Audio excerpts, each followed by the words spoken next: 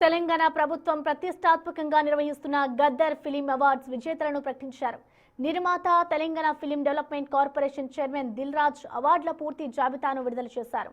2025 జనవరి 1 నుంచి డిసెంబర్ 31 వరకు CBFC certificate పొందిన చిత్రాలను ఈ అవార్డులకు ఎంపిక చేశారు. ఉగాది సందర్భంగా మార్చి 19న తెలంగాణ గద్దర్ ఫిలిం అవార్డ్స్ ప్రదానం చేయనున్నట్లుగా వెల్లడించారు.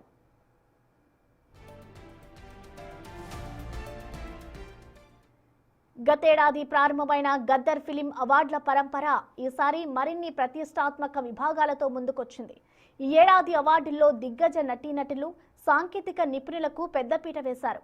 వివిధ విభాగాల్లో ఎంపికైన ప్రముఖుల జాబితాను ప్రకటించింది.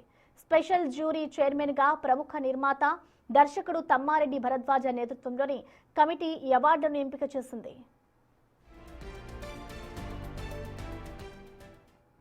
ఈ ఏడాది మొత్తం 17 విభాగాల్లో గద్దర్ ఫిలిం అవార్డ్స్ 2025ను ప్రకటించారు. ఈ అవార్డులో బెస్ట్ ఫిలిం కేటగిరీలో రాజు వెడ్స్ రాంబాయి మొదటి బహుమతిని గెలుచుకుంది.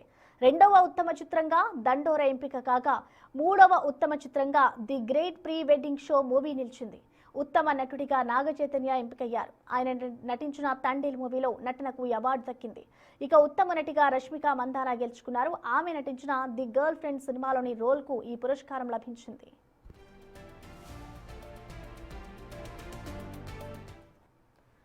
ముఖ్యంగా మెగాస్టార్ చిరంజీవికి ఎన్టీఆర్ నేషనల్ అవార్డు, లోకనాయకుడు కమల్ హాసన్ కు పైడి జయరాజ్ అవార్డు ప్రకటించడం విశేషం. ఈ ప్రతిష్టాత్మక జాబితాలో Singeetam శ్రీనివాసరావుకు B N Reddy award, are నారాయణమూర్తికి Kantharao award దక్కాయి. అదేవిధంగా ప్రముఖ నటి జయసుధకు ఏఎన్ఆర్ పురస్కారం, నిర్మాత అశ్విని దత్ కు నాగిరెడ్డి చక్రపాణి అవార్డు, గే రచయిత సుధర అశోక్ తేజకు సినారి అవార్డు దక్కాయి.